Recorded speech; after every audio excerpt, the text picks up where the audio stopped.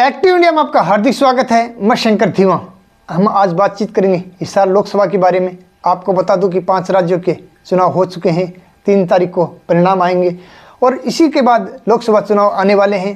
करीब 10 साल से मोदी सरकार है और आपको बता दूं कि जो राजनीति के हरियाणा के बड़े बड़े धुरंधर हैं इसी सीट से चुनाव लड़े हैं, लोकसभा क्षेत्र से जीतकर संसद में जाके बैठे हैं। और आज इसी घड़ी को आगे बढ़ाते हुए कल कुलदीप बिश्नोई जी ने अपनी हिसार लोकसभा को लेकर दावेदारी मजबूत करने के लिए कह दिया कि मेरी हिसार क्षेत्र में सबसे बड़ी मजबूती है।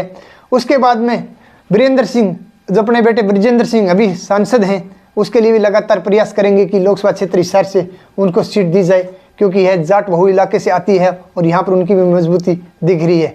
उसके बाद में मैं बात करूँ, दुष्यंत चौटाला 2014 में लोकसभा सांसद थे और उन्होंने हरियाणा के अभी डिप्टी सीएम भी हैं और उन्होंने भी कह दिया कि हिसार में मैं भी चुनाव लड़ूंगा।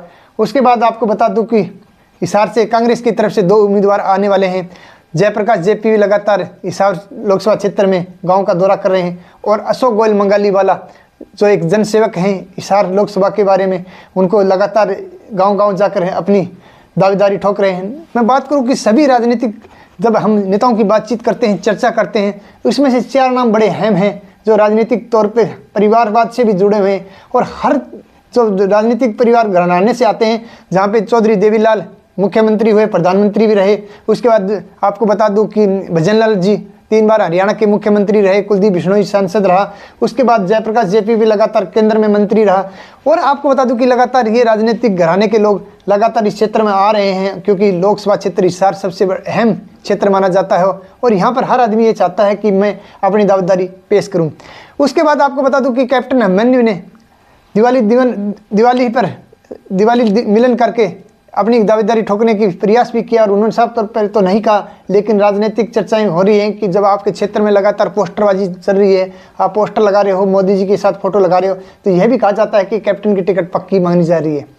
लेकिन इन सभी 5 से और 6 में से मिला के यदि बातचीत करूँ, चर्चा करूँ मैं राजनीति की, तो अशोक गोयल मंगाली वाला जो एक जनसेवक हैं वो इस सीट के लिए ज़्यादा मजबूत दिख रहे हैं, क्योंकि वो 36 बिरादरी को साथ में लेकर चल रहे हैं। जो और नेता हैं वो किसी न किसी कास्ट से या किसी न किसी क्षेत्र को, एक आदमी को टारगेट, यानी एक जाति या फिर किसी दूसरे जात पात वाली राजनीति करने में माहिर हैं। चाहे बात करूं कुलदीप बिश्नोई जी हो, चाहे दुष्यंत चौटाला हो, लेकिन अशोक गोयल मंगाली वाला की ये आपकी बता दूं खासियत ये है कि वो रोजगार का एक माध्यम बनते जा रहे हैं हिसार क्षेत्र में। साथ में उन्होंने करीब बहुत सी लड़कियों की शादी कराई और साथ में अपने ही पैसे से उन्होंने हिसार के शौचालय का निर्माण कराया, उकलाना में शौचालय का निर्माण कराया, आदमपुर मंडी में भी लगातार वो काम कर रहे हैं। तो आपको बता दूं कि जो सत्ता के अंदर हैं, करीब 10 साल से सत्ता के जो सत्ता के में रहकर अपनी दावेदारी में मजबूत कर रहे हैं, उनसे सरकार की नीतियों से भी वो फायदा नहीं उठा पा रहे हैं। मैं बात करूँ दुष्यंत चौटाला की, 2014 से सांसद थे, उसके बाद में करीब 5 साल से डिप्टी सीएम में, उनका पंचायत मंत्रालय उनके पास पहले था, लेकिन किसान नाराज हैं ई टेंडरिंग को लेकर। आपको बता कि सरपंच भी सड़क पर आ चुके हैं और उसके बाद में आपको बता कि टोहाना में बड़ी एक रैली हुई थी जिसमें विपक्ष के नेता भूपेंद्र सिंह हुड्डा पहुंचे और उन्होंने अपना एक समर्थन दिया था। दूसरी ओर बात करूँ कैप्टन की, कैप्टन अपने नारनौल क्षेत्र में विधानसभा क्षेत्र था, वो अपनी वहाँ भी दावेदारी नहीं बचा पाए, तो उनकी भी मुझे लग रहा है कि हिसार वासियों ने उनका भी कामकाज देखा। वित्त मंत्रालय उनके पास जरूर था, लेकिन उसके बाद वो भी चुनाव हार चुके हैं। जयप्रकाश जेपी ने लगातार काफ़ी अच्छी मजबूती जरूर कुलदीप बिश्नोई को दी थी। जब बाई इलेक्शन हुआ था करीब 52,000 वोट उनको प्राप्त हुए थे, समय कम था। और साथ में अब आपको बता दूं कि जो आदमपुर है वहाँ पे जो बिश्नोई कौम के करीब 35 से 40,000 वोट है, उसका फायदा हमेशा ही कुलदीप बिश्नोई को मिलता है, इसलिए वो वहाँ पे एक अपनी दावेदारी मजबूत कर पाते हैं। और यदि वहाँ से यदि इतने वोट नहीं होते तो हो सकता है कि जयप्रकाश जेपी कुलदीप बिश्नोई को वहाँ पे बेटे को भव्य बिश्नोई को टक्कर दे पाते। लेकिन कल एक बड़ी अहम बात भी निकल के सामने आई, जब किसी पत्रकार ने एक कुलदीप बिश्नोई से जयप्रकाश के बारे में प्रश्न किया था, तो उन्होंने कहा था कि बड़ा बेशरम आदमी है, हिसार लोकसभा क्षेत्र में क्या चुनाव लड़ेगा, वो 3 पीढ़ियों से हार चुका है। तो उसके बाद में जेपी ने भी पलटवार किया और उन्होंने कहा कि मैं तो राजनीति से चुनाव हारा हूँ और उनके परिवार के भी चुनाव हारे, ये इसमें कोई दो राय नहीं है। 2019 में उनका लड़का कांग्रेस से हिसार लोकसभा से ही अपनी जबान जब्त हुई थी, आपको भी पता है इस क्षेत्र में। उसके बाद में उन्होंने जरूर राजनीतिक पार्टी बदलकर अपनी जो कांग्रेस से बीजेपी आ गए और वहाँ पे एक बाई इलेक्शन में चुनाव लड़ा। लेकिन ये बात राजनीति में हो सकता है हजम हो, लेकिन जो जनता है वो देख रही है कि इसके मायने क्या है, बेशर्मी क्या होती है। उसके बाद जेपी ने कहा कि 346 का मुकदमा लगा, वो भी आपको अभी आपके पब्लिक डोमेन में आ चुका है और हो सकता है कि जयप्रकाश जेपी एक बड़ी कॉन्फ्रेंस करके इसका जवाब दें।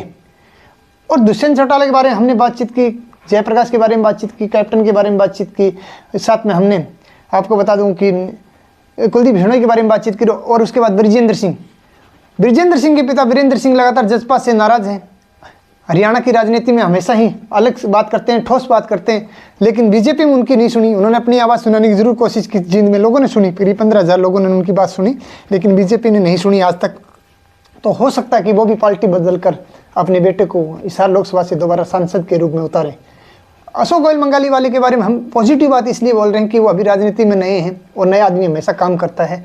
तो हो सकता है कि आने वाले समय में हिसार का सांसद, जब हम जनता के बीच में जाके सर्वे करते हैं तो उन्होंने बोलते हैं कि नया आदमी हो, समाज सेवी हो और साथ में जनता के बीच में रहना वाला हो, तो हम उनको वोट देने में हमें कोताही नहीं है। हम 36 बिरादरी के किसी भी उम्मीदवार को हम अपनी वोट देकर उसको लोकसभा में भेजने का काम करेंगे।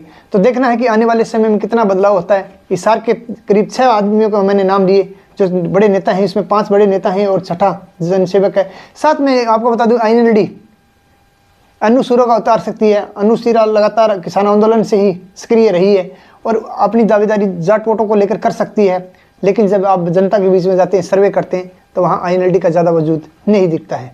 तो जहाँ टक्कर की बात करूँ, कांग्रेस और बीजेपी में सीधी टक्कर है और यदि जेजेपी भी आती है तो खेल बिगाड़ सकती है। देखते हैं किसको फायदा होता है, किसको नुकसान, और आने वाले समय में कितना बयानबाजी किस हद तक जाती है, बेशर्मी तक ही जाती है या इससे आगे बढ़ेगी, यह भी देखेंगे, आपको दिखाएंगे, ताकि आने वाले समय में जो आप अपना मत का यानी वोट का अधिकार है वो अच्छे से कर सको, ताकि अच्छे से एक ऐसे आदमी को वोट दो तो अपने बीच में रहे, आपकी जनता की समस्याएं सुने, किसानों की बातें सुने, किसानों के बारे में सोचे, रोजगार के बारे में सोचे, महिला सशक्तिकरण के बारे में सोचे और युवाओं के खासकर खेलों के प्रति जो रवैया अशोक गोयल मंगाली वाला का रहा है, इस तरह का यदि सभी नेताओं का रहेगा तो जनता जरूर बदलाव करेगी। और आने वाले समय में देखते हैं कि हिसार लोकसभा सीट पर कौन बाजी मारता है।